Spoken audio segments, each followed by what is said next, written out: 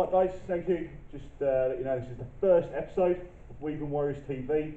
Alright, we're going to be rolling this out probably once a month. Alright, so we're honoured now to have our first interview with Mr. Mick Hick. Alright, just give us a brief insight into your rugby playing history, mate, if that's possible. Well, when I was a teenager, I started playing at Sidcup Rugby Club because my cousin played there at fullback, and I went in where most people start, on the wing. Okay, yeah. I was a skinny little whippet back then. Well, okay, yeah, okay. And I played there for about 4 years, on and off, changing positions, went from the wing to fullback to flanker, back to the wing, back to fullback. Yep. Also made a couple of underage appearances for the first team when I was there as well. Yep. And then I played about half a season of rugby league up in Yorkshire, but by that point I'd already put on some pounds, and rugby league is not a game for fat blokes. Game for big boys. Okay. So how did you hear about E01 Warriors? Social media. Brilliant. Yeah. Literally, it just came up on like sponsored ads or whatever it is you get on your Facebook, and I was boxing at the time because rugby and boxing are my two main sports that I love. And my wife just sort of said, you know, go for it. That was about maybe a year and a half ago. But at the time I was having a few issues with injury and stuff like that, so I didn't want to make things worse by coming up and getting the hell kicked out of me by a bunch of guys that are twice my size. So I left it off until I felt healthy enough, and the second I thought I could do, 20 minutes of a game, gave Jim or Sam a ring, and they invited me straight to training. Brilliant. So you find the facilities and the lads all good? Love it. Good and all that? I absolutely love it. So you're playing for the Warriors or Samurais? I'm Samurai's second team. Okay, just give me a brief insight into the Samurais, that's all right, mate? So Samurais, obviously, this is our first season as a team. Weavering's been a one-team club for, I think it's since 2003 or something that got founded.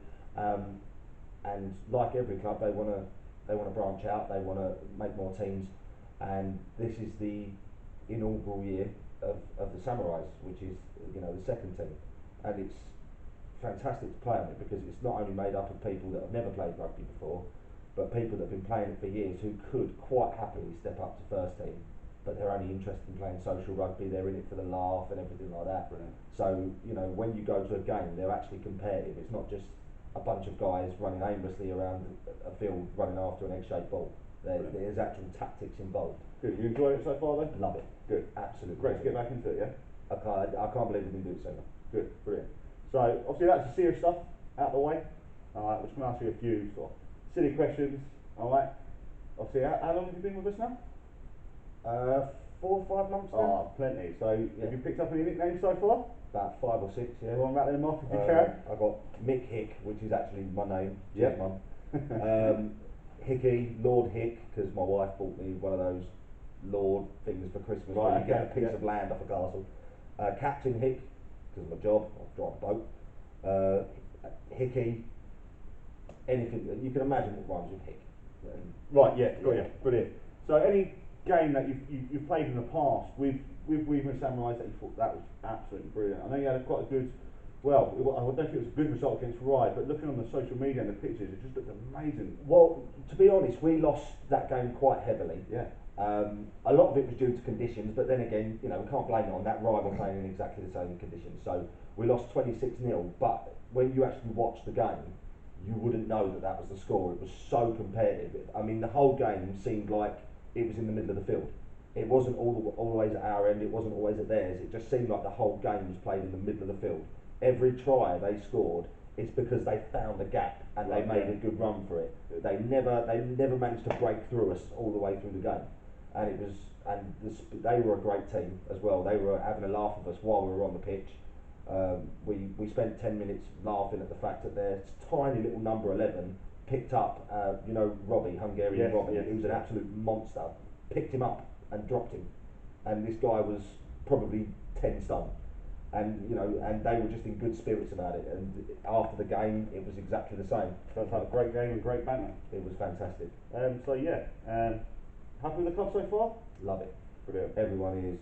I've never felt more welcome in anywhere, let alone at a rugby club. So what would be your advice to anyone sitting at home, maybe watching this video now, thinking, do I give it a go? Should I not? What would be advice from someone that's probably gone through that?